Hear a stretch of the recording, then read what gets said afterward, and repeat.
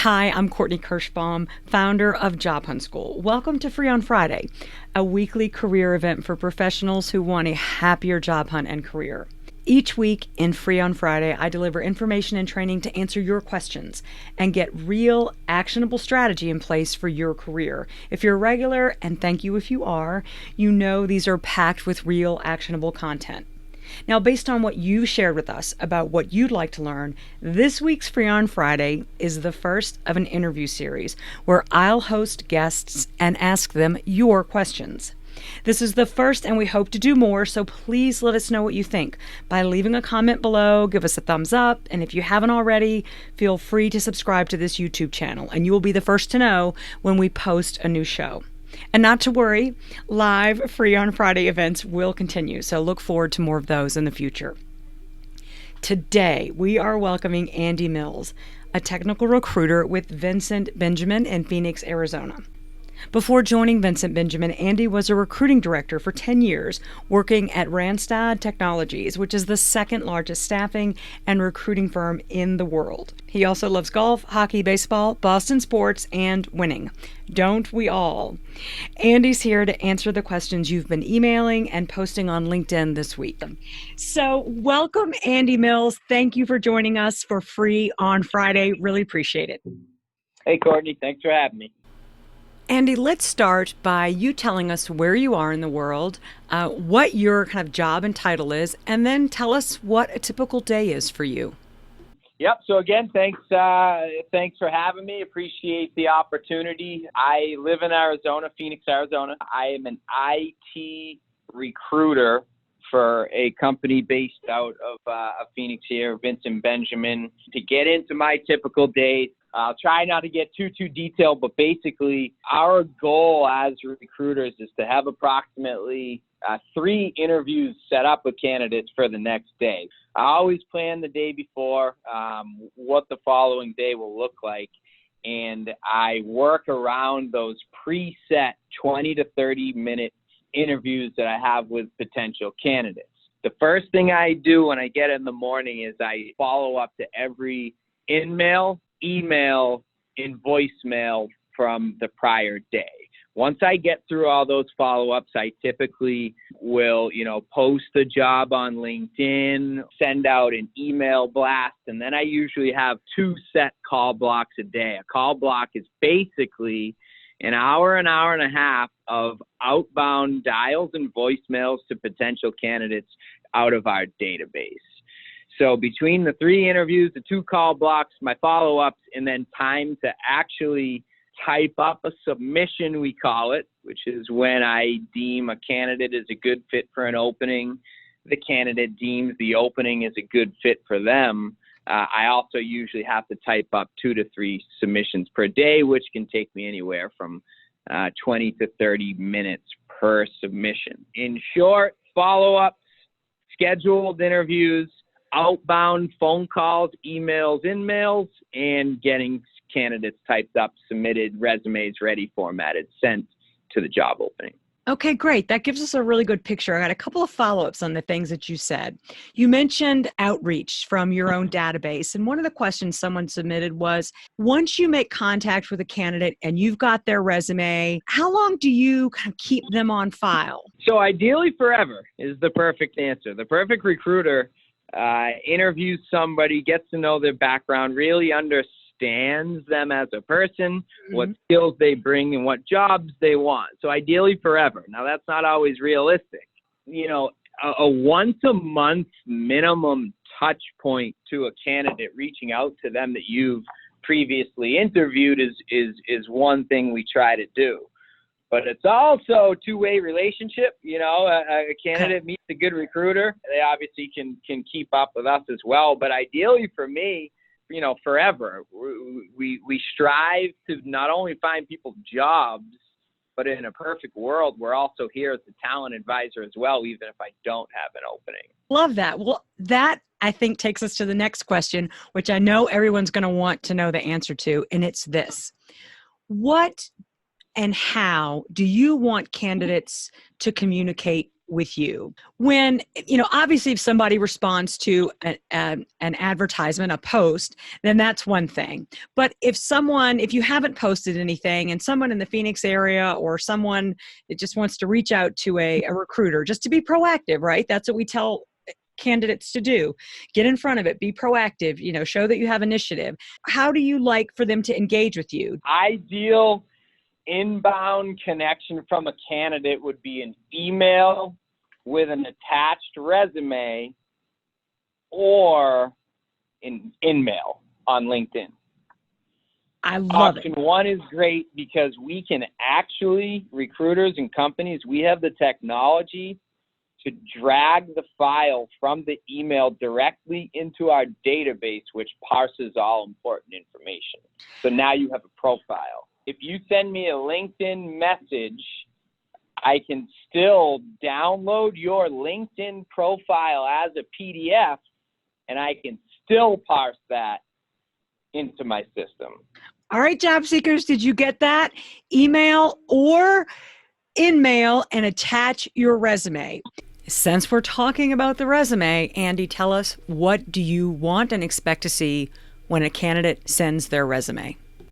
That first page that's first viewed, like anything else, first impression, that needs to have some meat and potatoes on it. That should have a quick summary of who you are, what you're good at, and what you want. You should have a skills summary. We'd love to see bullet points, quick visual tables with what you bring to the table in terms of a skill set.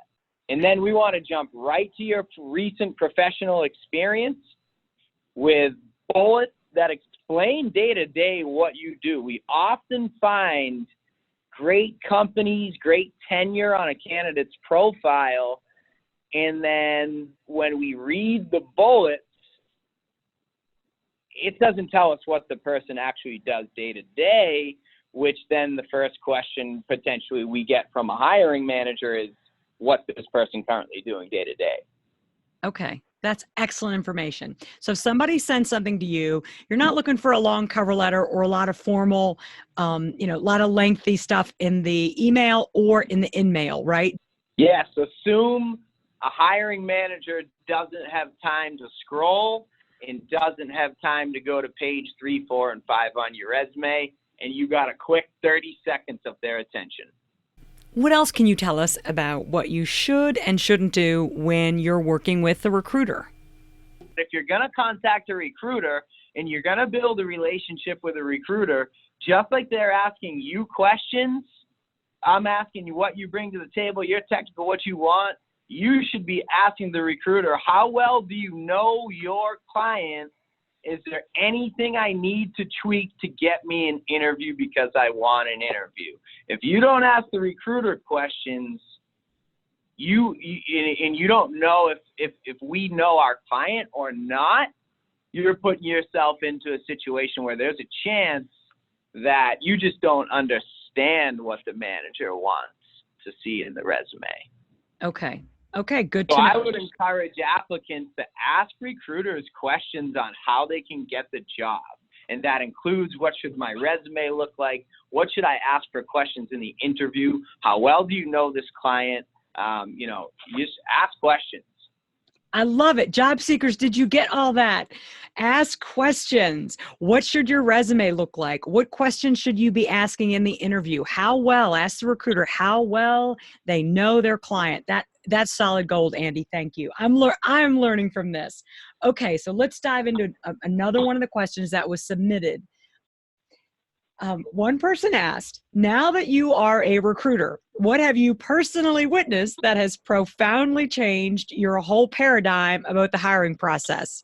I think this might have been asked as a joke, but I thought I would throw it out there just to see, you've been doing this for a while, and it would just be interesting to kind of hear some of your observations, things that you've picked up over. Yeah, I have a big one. So a big one is honesty from all ends of the hiring process. So I find the candidate and, sometimes hiring managers or recruiters is No, being honest, not about the job, not about what they make for money, but people just being honest with themselves. And candidates having trouble figuring out what they actually want in a job. On the other side of the spectrum, it's amazing how many hiring managers put out a job opening, have a need, and they actually don't know exactly what they want in a candidate. So in some scenarios, you have a candidate that's going through multiple interviews and getting frustrated, but they don't know the perfect role for them. Then you have, on the other side of the coin, you have a hiring manager interviewing 8, 9, 10, 15 people, getting frustrated. They can't find the right candidate, but they don't know the perfect candidate either. So I would push job seekers to really, at some point, if they're having trouble with a job, be honest with themselves, look themselves in the mirror and say, what am I best at? What can I bring to the table? What am I actually good at? The best that's going to set me up for success. And what do I really, really want in my next position? If you go into it, I'll take anything. It's going to be really hard to, again, going back to just being honest with themselves. So it's interesting, and it happens with 10, 12, 15, 20-year veterans of industries that still are trying to find, and again, this is philosophical, but trying to find like who they are and where they want to be in their career. I see that too. And one of the things that we talk about a lot in Job Hunt School is get clear on what you want, because that's what inspires, that's what it's going to motivate and inspire you. And that's what is going to help you connect to the right job. So I'm in violent agreement. I'm thrilled that you had some insight on that. Well, let me ask you, kind of following on from what you said about people and, people on the industry side, recruiters and hiring managers not being clear what they want. I mean, I'm interested, what percent would you say of the candidates you see bring that to the table, that uncertainty or lack of clarity around what they want?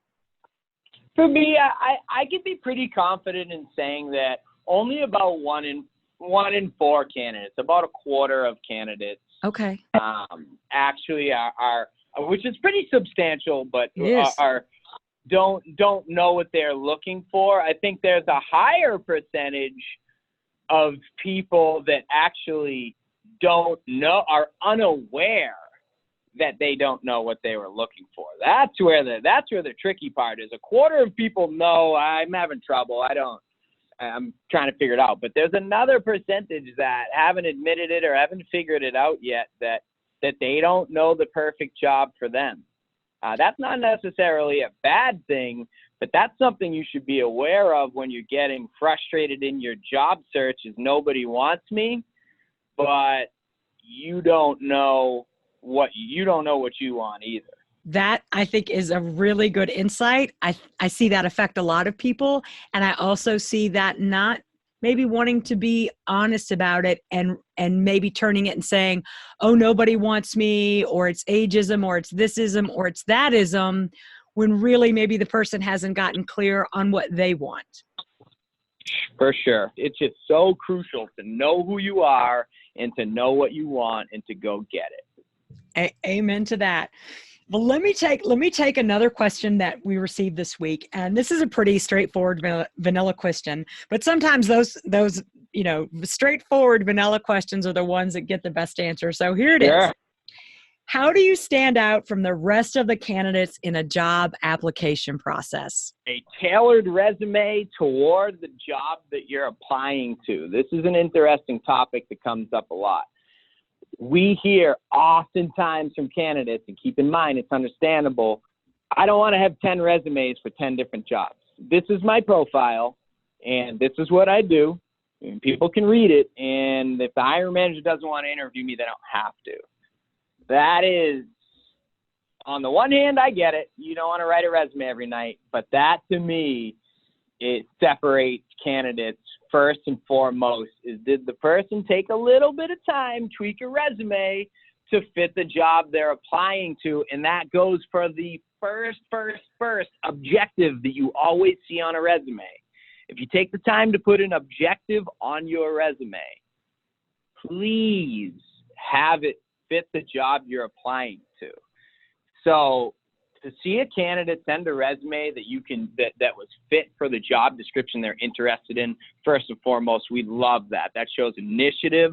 That shows detail, by the way. You need to pay attention to detail at any job, which is the resume. The next thing, I always call it with candidates ammunition. Give me some ammunition. I have your resume.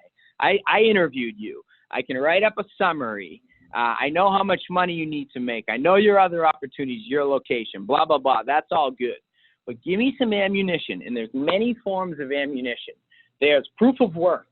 There is, hey, old school, how about some references? Do you have somebody that you know on call that you've worked for in the past that doesn't mind getting a phone call from a recruiter to give you a quick, hey, this person was great, here's what they did, here are their highlights. So references. Testimonials on LinkedIn, for me personally, and a lot of our recruiters, is huge. There's actually a section on a LinkedIn profile where a person that you've worked with in the past can write on LinkedIn. They can be your reference for life with one statement of, I worked with this person, here's what they were good at, here's what they did, I would work with them again, I recommend them. So when we get applicants that have, a solid resume that fits the job, they've attached some type of ammunition that, proof of work or something they're proud of, a highlight. How many times candidates get emails that go around their company that praises something tangible that they completed and did a great job, and they don't keep that testimonial from a hiring manager? You need to keep that. You need to have a folder of positive attributes that you've brought into a company, references. So I would say short answer is, yeah, what puts an applicant above the rest will be resume that fits the job, strong LinkedIn profile with testimonials, any proof of work, any references, any ammunition that can help you get a job. Because if a hiring manager gets 10 stacks of resumes and 5 of them have references, testimonials, proof of work for the job, those 5, I would be willing to bet will have a better odds to get an interview or the job over someone that didn't have all that ammunition. All right, that's really good. I want to delve into some of that. So customized resume, I think that's commonly known, and there's also that conflict of, I don't want to customize every resume, but that's the extra mile, right? So customize your resume. Testimonials on LinkedIn. On LinkedIn Boost, we talk about this on and on. If you have them, you get better treatment by the algorithm. And yes, you have testimonials. The voice of other people is so powerful in building your credibility. So absolutely. So if you're listening to this, you should have at least 3 to 5 testimonials. They don't have to be super formal. It's just what Andy said. And then another thing you mentioned was you need a praise file. I advise people to save every single kind of award or email like that. And you want to save it for another reason, is because they don't hold on to those things in your HR file. So save those letters of praise. And even if you don't send them initially, have them right there. So if they send you a resume, Andy, and you're like, okay, this looks really interesting.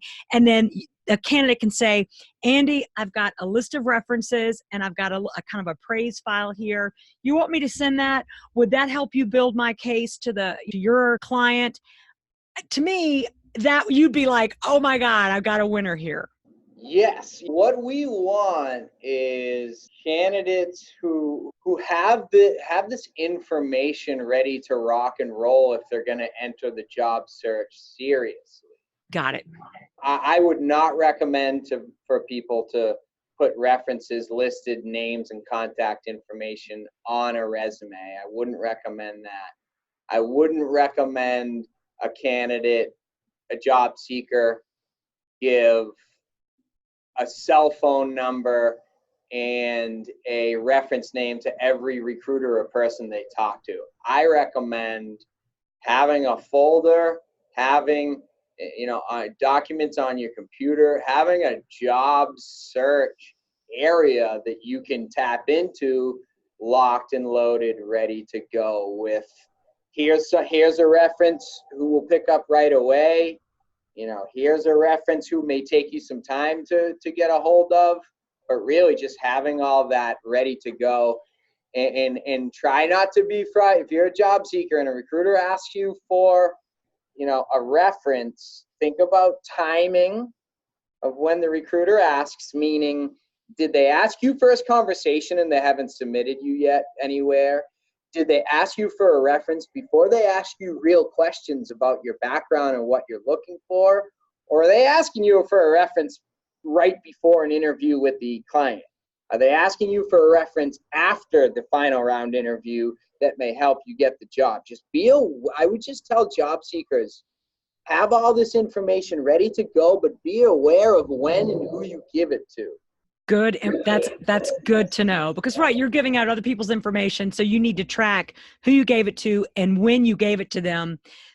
Good advice. Yeah, and I would advise, because, references, we can get into a lot there with references, because as a recruiter, I understand I am the middleman between the end client and the job seeker.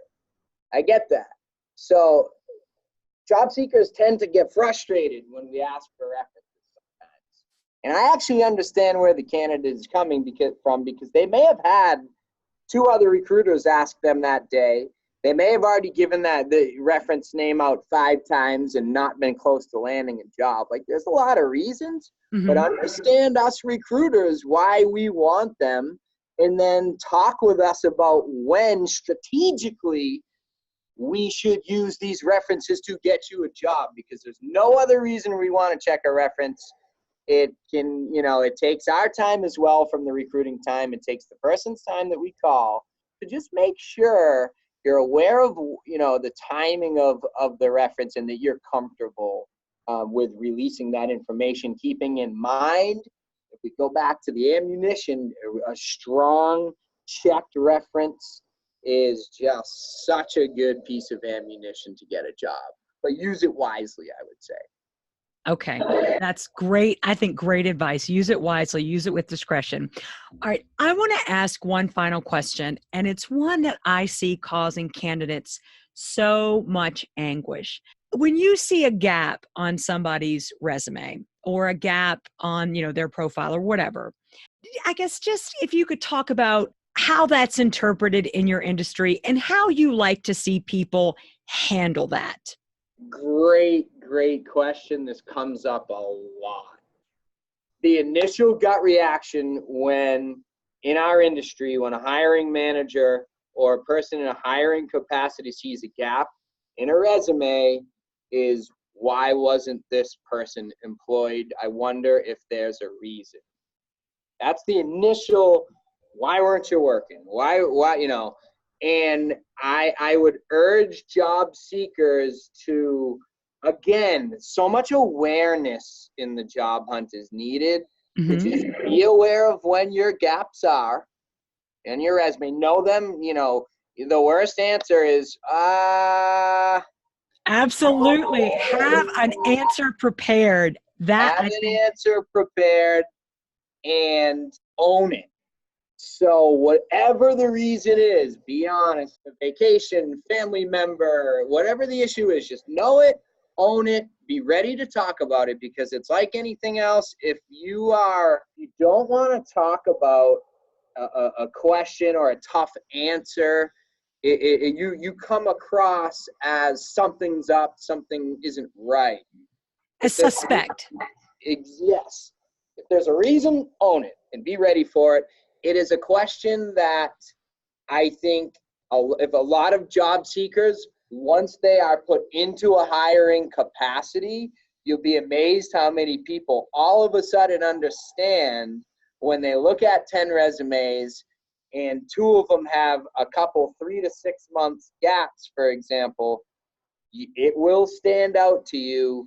It's just an easy, quick thing to notice, and it's always a question: is why isn't the person working?